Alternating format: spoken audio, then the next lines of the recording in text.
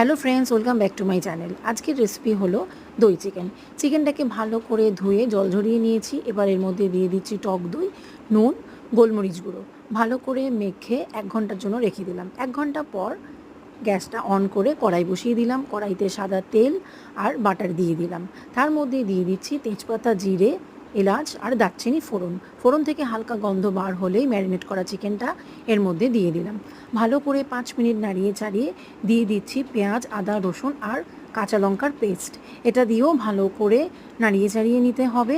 তারপর এর মধ্যে দিয়ে দিচ্ছি অল্প একটু চিনি আর দিচ্ছি গোলমরিচ গুঁড়ো। দিয়ে দিলাম ঢাকনা।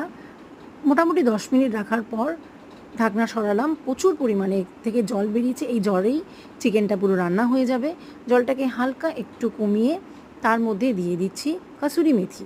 ব্যাস রেডি হয়ে গেল আজকের রেসিপি দই চিকেন। তোমরা অতি অবশ্যই এটা ট্রাই করো।